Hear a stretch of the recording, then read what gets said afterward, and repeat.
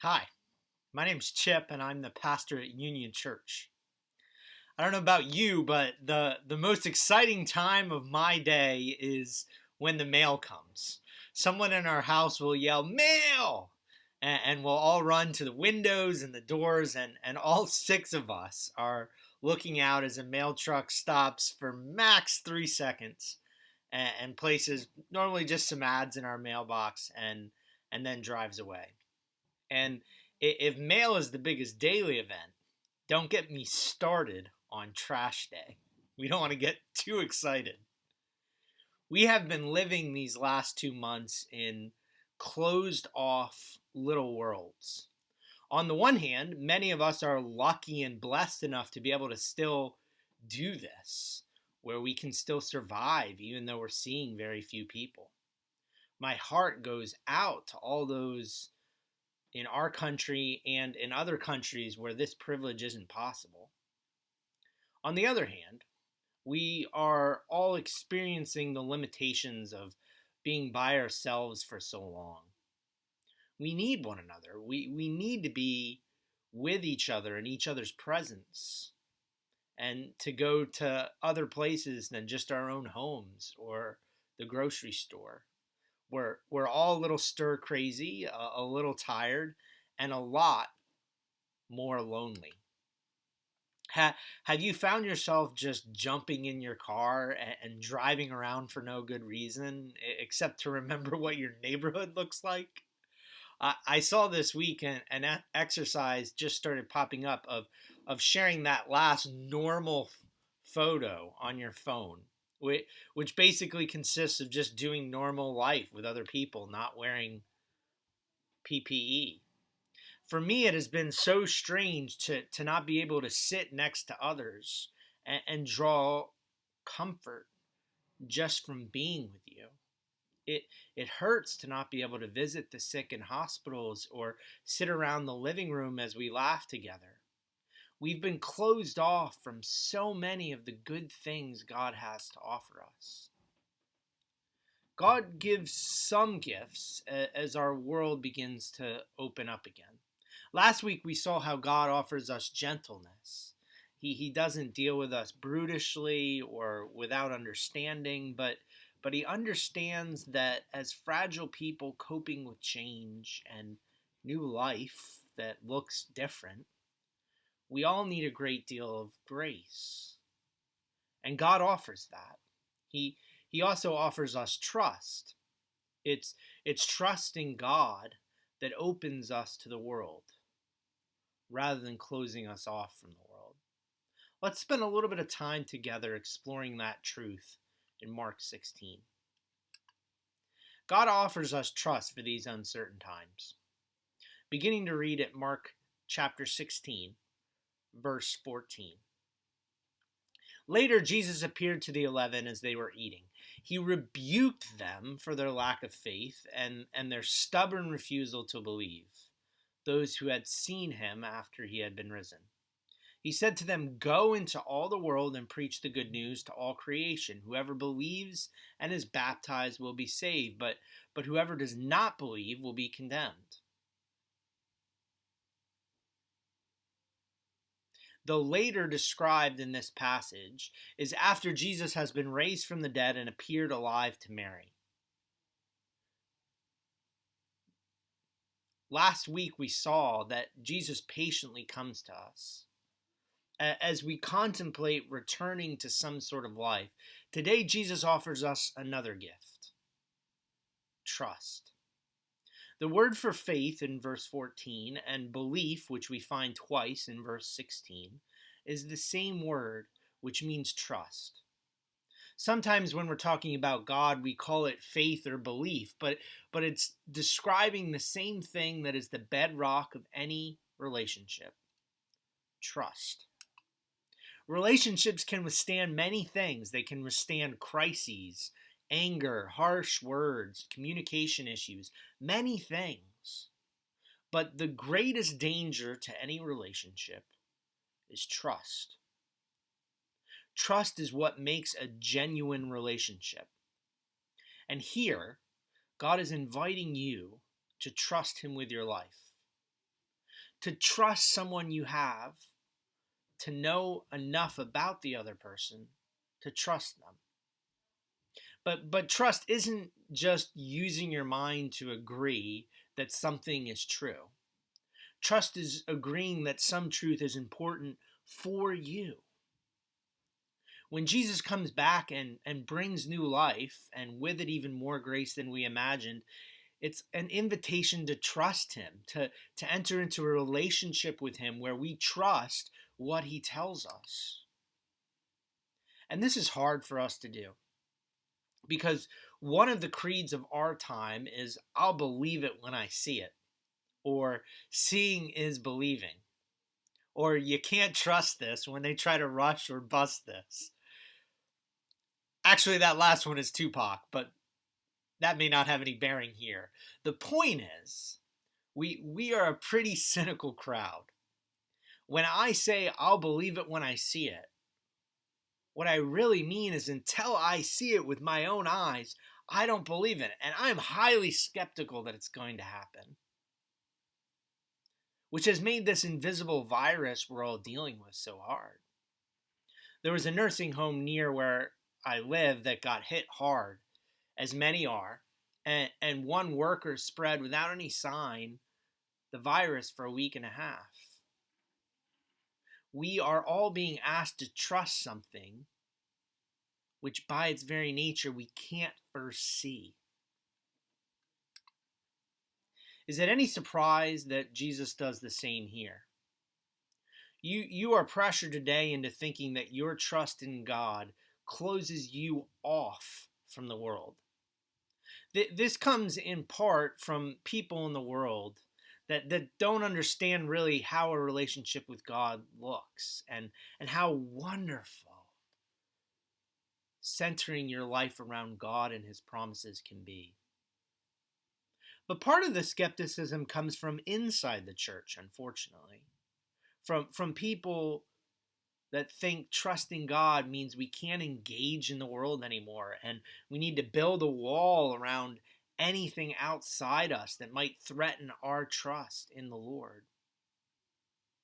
But I have always experienced my trust in God as something which opens the world to me, rather than closing me from it.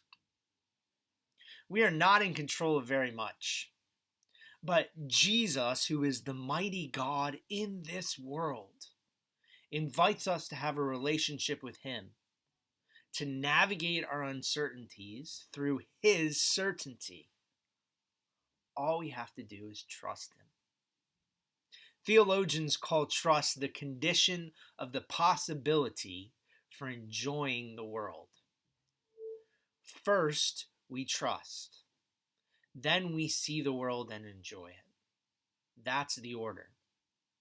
Here's how it works. When we trust God, it opens us to positive expectations. Verse 17 goes on, and these signs will accompany those who believe in my name.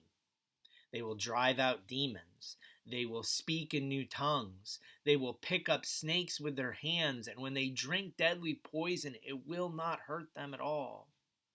They will place their hands on sick people, and they will get well. After the Lord Jesus had spoken to them, he was taken up into heaven, and he sat at the right hand of God. Then the disciples went out and preached everywhere, and the Lord worked with them and confirmed his word by the signs that accompanied it. Notice here in the passage we've just read, these signs follow after the followers trust in Jesus. We sometimes reverse that order and say, well, God, show me a sign and then I'll trust you. But Jesus understands that that order is a recipe for us being unhappy.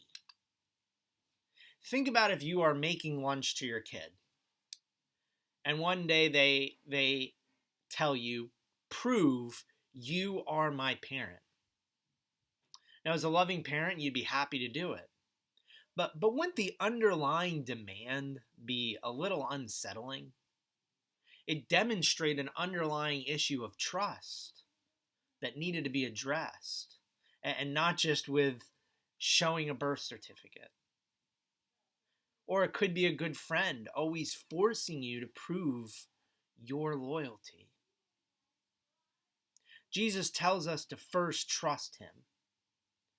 Trust is rooted in all the promises of guidance and life we see him already beginning to deliver to us, which is to say, his promises are well founded. And trusting him opens us up to experience the world in incredible ways we never thought possible. I think of missionaries I know leaving where they were born and going halfway across the world and finding a home and a place to belong among a people and traditions that most of us would never imagine. Why do they do it? Why do they enjoy those experiences? Because of their first trust in God. Here, the disciples trusting Christ will experience healing the spiritually sick, speaking in new languages, surviving poison, picking up even venomous snakes, which we read, if you were in small group Thursday, literally happens to Paul in Acts chapter 28. The followers of Jesus see their passion spread to the ends of the earth. Why? It's not because they were lucky or deserved it through their unique talents and gifts.